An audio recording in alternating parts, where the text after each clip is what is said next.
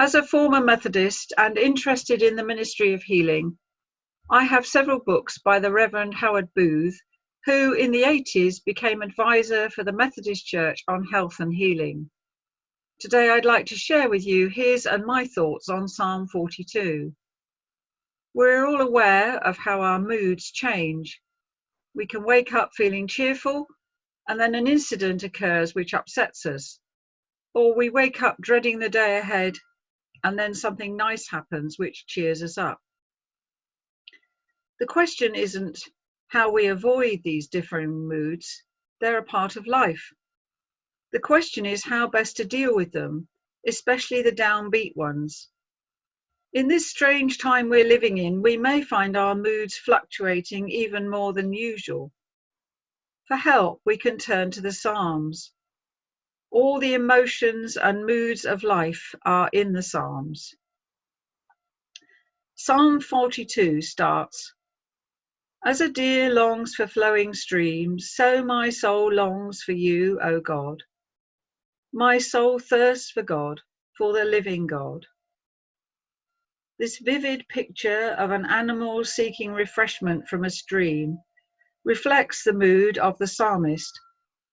The writer feels the same, not for water, but for meaningful communication with God. I suspect many of us living in isolation from families and friends identify with this longing. Verse 3 gives us an insight into someone who's anxious and troubled and wonders where God is. "My tears have been my food day and night, while people say to me continually, 'Where is your God?'" Here's a real sense of inward conflict in feeling that faith means we shouldn't feel like this, but we do. Then the psalmist remembers the good times. "These things I remember as I pour out my soul, how I went with the throng and led them in procession to the house of God with glad shouts and songs of thanksgiving, a multitude keeping festival." Times when all was well. We could go into church and everything in the world was good. It's good when our mood is low to remember when we were happy and to give thanks for those times and to allow them to lift our spirits.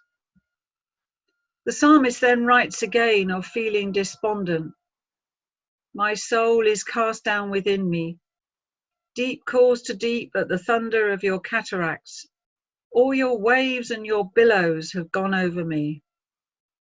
A conversation between the psalmist and God, reflecting the change in mood as the writer wrestles with where God is. Then a flash of insight comes.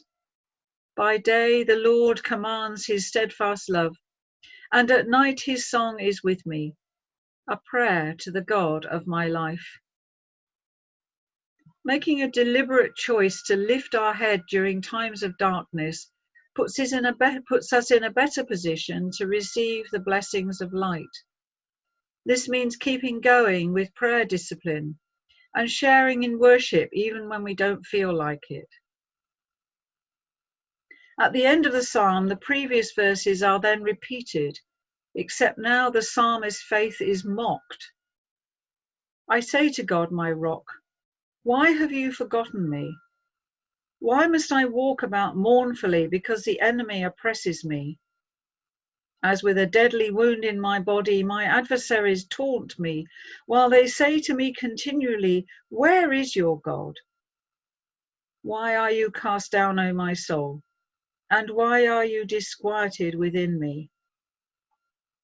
Then comes the answer, an expression of confidence and hope.